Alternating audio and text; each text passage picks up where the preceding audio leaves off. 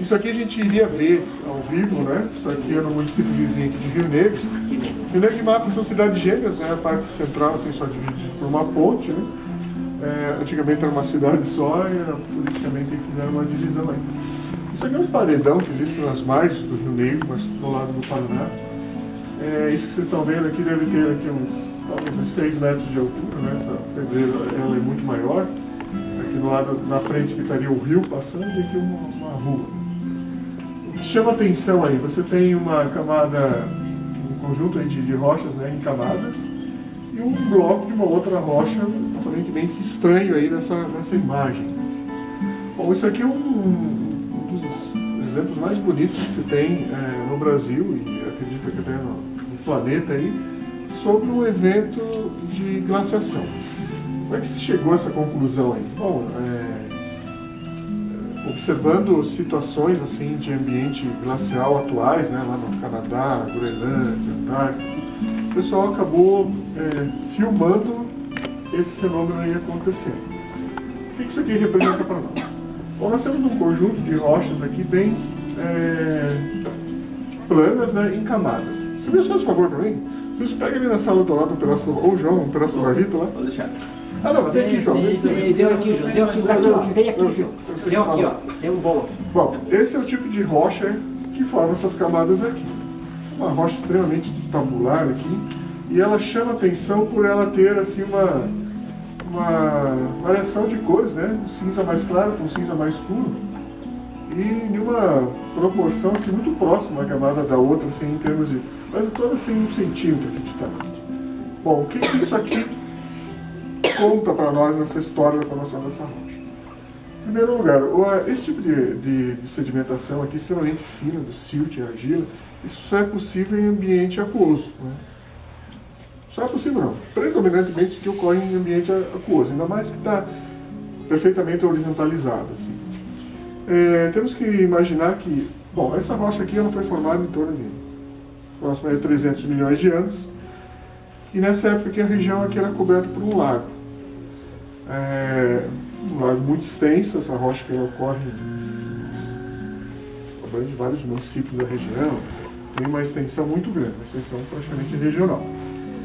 E o que se considera para a origem dessa rocha, assim, esse lago ele existia quando a nossa região aqui era afetada por uma glaciação, às vezes estava um pouco mais frio, às vezes um pouquinho mais quente, mas predominando um clima frio.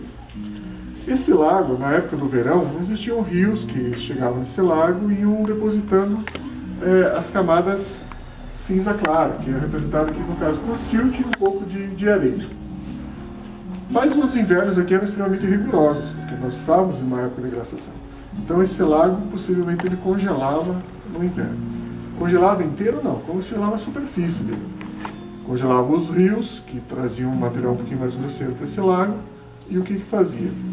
Causava o quê? Parava a circulação de água dentro desse lago. Parou a circulação, aquela argila que estava em suspensão, micro-organismos que morriam, etc., tinham condições de decantar no fundo desse lago e formavam a camada cinza escura, que é praticamente argila. Então, cada conjunto desse, cinza claro, cinza escuro, representaria um ano na formação dessa rocha. Eu falei para vocês que aqui tem em torno de 6 metros, mas a gente já sabe, até por perfurações que foram feitas, que essa camada aqui tem em torno de 60 metros de espessura, a ocorrência dessa rocha. Os 60 metros, aí você pegando 1 centímetro valendo um ano, e quanto mais você sobe, esse ano fica cada vez mais fininho, às vezes meio centímetro, menos de meio centímetro valendo um ano. Quantos anos a gente tem de história, né? Sequência, assim, de formação aqui de rochas na região. Mas o que tem nesse bloco aqui no meio disso daqui? Bom, aqui está pesado. Se você tem um ambiente próximo ao ambiente glacial, é natural que nas montanhas, no entorno desse lago, existia muita neve, né? A precipitação de neve era constante, a neve precipitando nas montanhas, ela vai acumulando, né?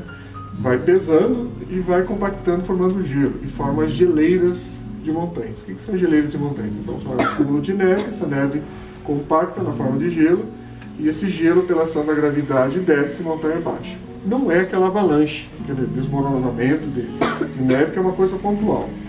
São grandes massas de gelo que às vezes podem ter dezenas, até centenas de metros de espessura, centenas de metros de largura e quilômetros de extensão, que se encaixam nos vales e vêm descendo lentamente montanha abaixo. O que é o lentamente? Bom, tem geleiros que se medem, que já foram, vários geleiros são controlados atualmente no mundo, né? Então, tem geleiros que se movimentam 0,5 metro por dia, 5 metros por dia, 1 metro por dia. Mais ou menos essa é a velocidade que uma geleira vem descendo. Quando essa massa de gelo vem lentamente descendo montanha abaixo, tudo que é material que está solto no seu caminho, que pode ser areia, pode ser pedregulho, cascalho, blocos de rocha, ela vai englobando nesse gelo. Ela vem descendo lentamente e esse gelo vai ficando, entre aspas, sujo, né, de fragmentos de rochas que ela encontra pelo caminho. Quando essa massa de gelo atinge o corpo d'água, o gelo, lógico, né, ele tem uma densidade menor que a água líquida, ele vai se quebrar e vai formar icebergs, que vão ser lançados nesse corpo d'água. Esses icebergs ficam à deriva nesses lagos, e conforme vai esquentando o clima, eles vão derretendo, e todo esse material que está sujo nesse gelo, ele vai soltando e vai caindo e depositando no fundo desse lago. Isso aqui é o nome de um bloco que estava num iceberg, que derreteu, ele se soltou e caiu no fundo do lago, bem nesse instante aqui, ó, que ele deformou aqui. Depois as camadas voltam a recobrir ele, né? O que é legal desse bloco? Aqui talvez vocês não tenham muita dimensão do tamanho desse bloco, mas aqui tem um martelo, aqui na foto. Esse bloco deve ter 1,80 m assim, de largura, 1,50 m de profundidade, 1,20 m de altura. Isso aqui deve pesar umas 4, 5 toneladas. Qual que é a força da natureza que consegue transportar isso aí? Não tem enxurrada que leva um bloco desse, nada, não sei se for uma avalanche, assim, né? Mas o gelo é uma das forças da natureza que consegue fazer isso.